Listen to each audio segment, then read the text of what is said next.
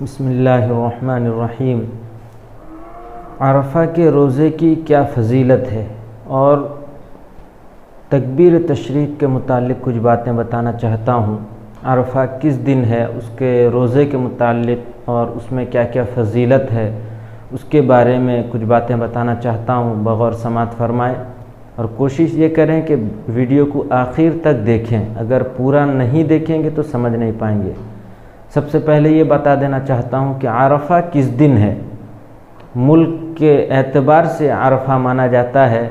ایشیائی ملک جو ہیں اس کے اندر الگ عرفہ کا تاریخ، جو عرفہ کی تاریخ متعین کی گئی وہ الگ ہے، اور یورپ میں الگ ہے اور دوسرے ممالک میں الگ الگ ہے۔ لیکن اس بات پر سب کا اتفاق ہے کہ عرفہ کی جو تاریخ ہے وہ 9 ذی الحجہ، یعنی بقرعید کا مہینہ اردو میں جو ہم کہتے ہیں بقرعید، اس مہینے کی 9 تاریخ کو عرفہ کا دن کہا جاتا ہے۔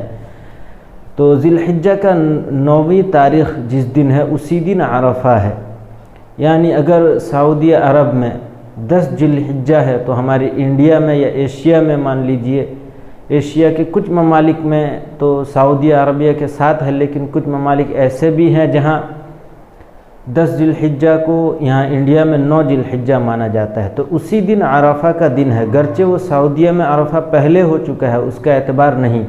جس جگہ میں ہم رہ رہے ہیں وہیں کا اعتبار ہے، اسی دن کو عرفہ کا دن کہا جائے گا۔ 9 ذی الحجہ یہاں جب ہوگا، انڈیا میں ہو دوسرے ممالک میں ہو، تو اسی دن عرفہ کا دن کہلائے گا 9 ذی الحجہ کو۔ دوسری بات یہ ہے عرفہ کے روزے کی فضیلت۔ عرفہ کے دن روزہ رکھنا ایسا ہے گویا کہ مشکات شریف میں روایت بھی موجود ہے کہ عرفہ کے دن کے روزے کی فضیلت یہ ہے کہ پچھلے گناہ 1 سال کے اور آنے والے 1 سال کے گناہ کو اللہ تبارک و تعالی، یعنی اگلے گناہ کے 1 سال کے اللہ تبارک و تعالی معاف فرما دیتے ہیں۔ یہ بہت بڑی فضیلت ہے عرفہ کے روزے کے متعلق۔ یہاں پہ ایک سوال یہ پیدا ہوتا ہے، ہم نے بھی اپنے استاد سے سوال کیا تھا کہ جب عرفہ کے دن کی فضیلت یہ ہے کہ پچھلے گناہ کو معاف کر دیا جاتا ہے اور آگے آنے والے 1 سال کے گناہ کو معاف کر دیا جاتا ہے، تو بندہ تو معصوم ہے، تو اس سال جو ہے 1 سال کا گناہ وہ چاہے تو کر سکتا ہے، کیونکہ اللہ تبارک و تعالیٰ نے اس سے تمام گناہ معاف کر دیا ہے، پھر وہ جتنا گناہ چاہے کر لے۔ تو ہمارے اساتذہ کرام نے ہمیں بتایا تھا کہ وہ گناہ اس سے 2-3 وجوہات دے کر بتائے تھے، انہوں نے 2-3 مثال دیا تھا کہ وہ گناہ اس سے معاف کر دیا جاتا ہے جو گناہ وہ کرنے والا ہوتا ہے، یعنی آگے وہ کرنے والا ہے اس گناہ کو اللہ تبارک و تعالیٰ اس سے روک دیتے ہیں۔ اگر وہ جان بوجھ کر اس گناہ کو کرتا ہے تو وہ گناہ میں ملوث ہوگا، یقیناً ہوگا، اس لیے کوئی جان بوجھ کے گناہ کر رہا ہے، جو ذہن میں آیا اور فوراً وہ جان بوجھ کے کر رہا ہے، یہ سوچ کر رہا ہے کہ اللہ نے میرے گناہ کو معاف کر دیا ہے لہذا میں یہ گناہ کر رہا ہوں، تو ایسا ہرگز نہیں ہے۔ اس سے اجتناب ضروری ہے، بچنا چاہیے۔ پھر بھی اللہ تبارک و تعالیٰ اس گناہ سے اس سے روک لیتے ہیں جو گناہ اس نے وہ سوچا ہوگا یا اس سے سرزد ہونے والا ہے۔ بہرحال دوسری وجوہات یہ ہے، اس روزے کی فضیلت یہ ہے کہ اس کے پچھلے تمام گناہ کو معاف کر دیا جاتا ہے، اگلے تمام گناہ کو معاف کر دیا جاتا ہے۔ اس سے کون سا گناہ مراد ہے؟ اس سے گناہ صغیرہ مراد ہے، کبیرہ نہیں۔ کبیرہ گناہ تو وہ ہے جو بغیر توبہ کے معاف نہیں، اس کی معافی تلافی نہیں ہو سکتی، لہذا صغیرہ گناہ کو اللہ تبارک و تعالیٰ معاف کر دیتے ہیں۔ بہرحال دوسری فضیلت یہ ہے اس کی، عرفہ کے دن کی، عرفہ کے روزے کی، کہ اسی دن اللہ تبارک و تعالیٰ سب سے زیادہ لوگوں کی مغفرت کرتے ہیں، یعنی جہنم سے نجات اسی دن اللہ تبارک و تعالیٰ سب سے زیادہ لوگوں کی اسی دن عرفہ کے دن میں مغفرت کرتے ہیں۔ تیسری فضیلت، عرفہ جو نام رکھا گیا کس لیے رکھا گیا؟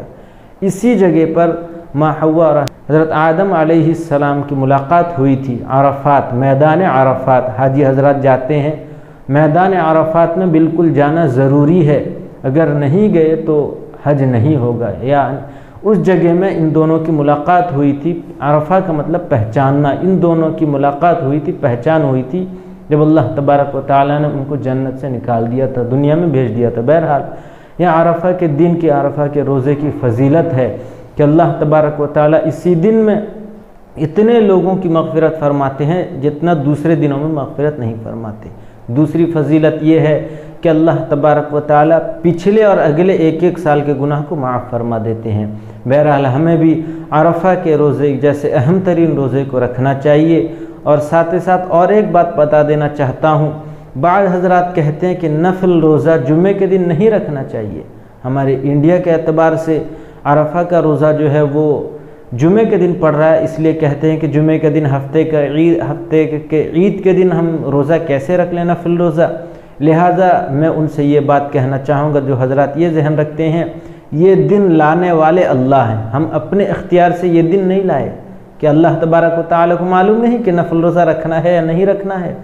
بندوں کو اس میں مغز ماری کرنے کی ضرورت نہیں، نہ عقلی دلائل پیش کرنے کی ضرورت نہیں، بس یہ مان لیں کہ یہ دن اللہ تبارک و تعالیٰ لائے ہیں، بندہ اپنے اختیار سے نہیں لایا، اس لیے اللہ کا دن لایا ہوا ہے، اور عرفہ کا دن بھی اللہ تبارک و تعالیٰ ہی لے کر آئے ہیں، اس لیے بندے کو چاہیے کہ اس میں ضرور روزہ رکھیں، اس کی بہت بڑی فضیلت ہے۔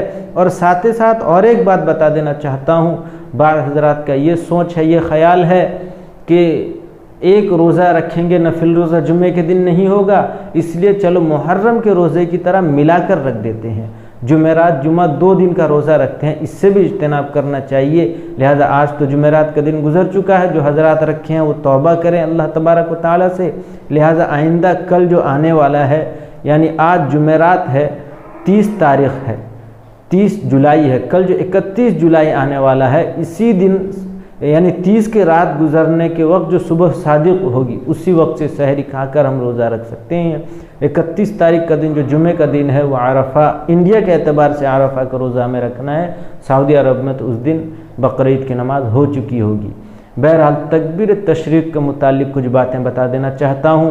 تکبیر تشریق ایسا تکبیر ہے جو اللہ تبارک و تعالیٰ کو اتنا زیادہ پسند آیا، اللہ تبارک و تعالیٰ نے اس کو آنے والے تا قیامت تک تمام مسلمانوں پر اس کو رائج کر دیا کہ یہ تکبیر مجھے اتنا پسند ہے کہ اس کو تم ہر قربانی میں نویں ذی الحجہ سے لے کر، یعنی ذی الحجہ کے مہینے میں جب بھی کوئی قربانی کرنا چاہے، خواہ قربانی کرنا نہ چاہے، جو کوئی بھی شخص ہو اس پر واجب ہے۔ اور یہ نویں ذی الحجہ یعنی عرفہ کے دن سے ایک فضیلت یہ بھی ہے کہ تکبیر تشریق اسی دن سے شروع ہوتا ہے، لہذا نویں ذی الحجہ صبح کی نماز سے 13ویں ذی الحجہ کے عصر کے نماز تک اس کو پڑھنا ہے۔ تکبیر تشریق کیا ہے؟ اللہ اکبر لا الہ الا اللہ واللہ اکبر وللہ الحمد۔ یہ وہ کلام ہے جس کو ہمارے باپ حضرت ابراہیم علیہ السلام نے اللہ رب العزت کی رضا کی خاطر اپنے بیٹے اسماعیل کو قربان گاہ میں لے کر اللہ کے راستے میں قربان کرنا چاہا، تو اس انسان کے، اس کمزور انسان کے اس عمل کو دیکھ کر فرشتے چیخ پڑے اور انہوں نے کہا اللہ اکبر اللہ اکبر۔ تو اس عمل کو اللہ تبارک و تعالیٰ نے اتنا زیادہ پسند کیا۔ پھر آگے حضرت ابراہیم علیہ السلام کا کلام ہے اللہ اکبر، حضرت ابراہیم نے کہا لا الہ الا اللہ واللہ اکبر، اور حضرت اسماعیل علیہ السلام نے کہا اللہ اکبر وللہ الحمد۔ لہذا ہمیں چاہیے کہ ہمیں بھی ہر نماز کے بعد نویں ذی الحجہ سے لے کر 13ویں ذی الحجہ کے عصر تک تمام نمازوں میں اللہ اکبر تکبیر تشریق کہنی چاہیے۔ مرد کے لیے ہلکا سا بلند آواز سے تکبیر تشریق کرنا واجب ہے، عورتوں کے لیے تکبیر تشریق آہستہ کہنا واجب ہے۔ عورتیں بھی کہیں گی، بعض حضرات کہتے ہیں کہ یہ مرد کے لیے ہے عورتیں کے لیے نہیں ہے، ایسی بات نہیں ہے، عورتیں بھی اسے کہیں گی مگر آہستہ آواز سے۔